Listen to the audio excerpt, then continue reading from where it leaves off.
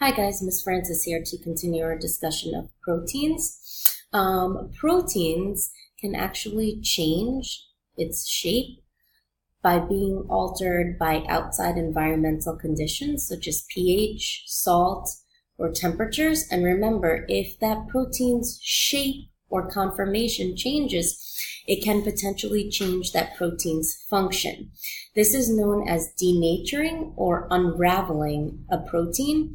And what those factors do is disrupt the hydrogen bonds, the ionic bonds, the disulfide bridges, which hold that protein in its shape. And sometimes a protein can renature, meaning it can reform back to their functional shape, but others cannot.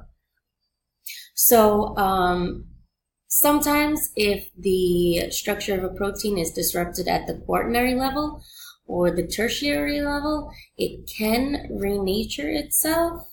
But for the most part, once a protein has been denatured in the quaternary structure, it's not going to be coming back to its original shape. Therefore, it cannot perform its original function. Stephanie Castle has a really short video on denaturing. So what is metabolism? Metabolism is the web of all enzyme-catalyzed reactions in a cell or an organism. So it's all of the chemical reactions that are going to take place in a cell or within that organism. Now, we already discussed the fact that enzymes are proteins, but enzymes are super important because enzymes are going to lower energy barriers, thus speeding up the rate of a reaction, and we call that a catalyst. Furthermore, the enzyme is not consumed, it's not used up by the reaction, so once the enzyme acts on a substrate, it can release the substrate and then go work on another substrate. The enzyme is a catalytic protein, therefore it's made with that same 4-3-2-1 structure. So what is this activation energy that enzymes ultimately lower, causing the rate of the reaction to speed up? So here is our activation energy. Your delta G is the difference between the energy in the products and the energy of the reactants. Now, do you think that delta G is going to be changed by the enzyme? No. Delta G is going to remain the same whether or not an enzyme is present. What will change is my activation energy, and my activation energy is going to be lowered. So let's see what a graph would look like comparing the reaction with an enzyme and the reaction without an enzyme. So here you can see that the activation energy with the enzyme is much less than the activation energy without the enzyme, meaning the reaction will happen much faster. It takes less energy for that reaction to start when I have an enzyme. Enzymes are substrate specific, meaning specific enzymes are going to work on specific substrates. So for example, sucrase is an enzyme that's going to work on sucrose. Usually our enzymes end in ASE, where the substrate is the reactant which binds to the enzyme. And when that substrate or substrates bind to the enzyme catalyzes the conversion of the substrate to the product. So here's another Stephanie Castle video that goes through enzyme substrate specificity. So what's the active site of a protein? Well, the active site of this protein known as an enzyme is the pocket or the groove in which the substrate is going to fit.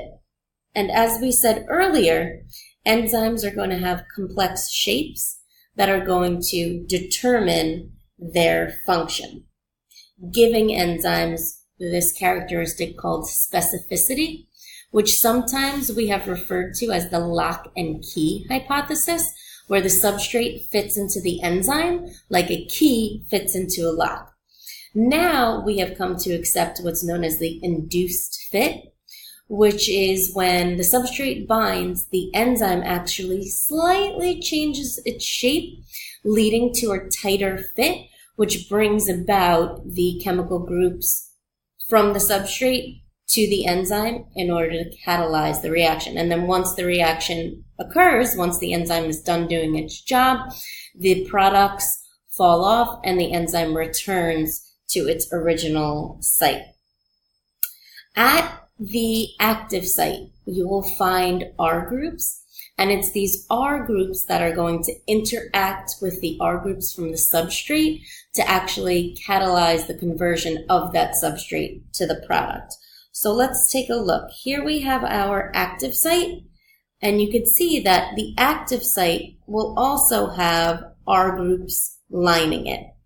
The R groups have ionic groups, there are hydrophilic groups, hydrophobic groups, you're going to have van der Waals forces, and basically what the R groups do is they're going to help the substrate attach to the active site, because that substrate is also going to have R groups that are going to interact with whatever R groups are present at the active site.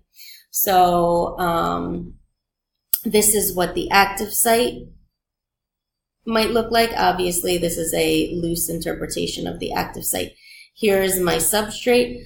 Now, my substrate has R groups just as my active site is going to have R groups. And those R groups will help the enzyme catalyze that reaction and break the substrate down into its products. So let's take a look at an image and let's annotate it as we go along. So here we have our substrate. Our substrate is going to do some sort of chemical reaction. And in this case, we are breaking down our substrate into its products. So we're doing a hydrolysis reaction. Here's our enzyme, sucrase. The enzyme binds to the substrate and forms what's called our enzyme substrate complex. With the help of water, our substrate will catalyze the hydraulic reaction, and now I get my products of sucrose, which we know are glucose and fructose. Once those products are released, my enzyme returns to the environment to act upon another substrate, and the active site returns to its original conformation. Next time we'll be talking about factors that affect the shape of enzymes.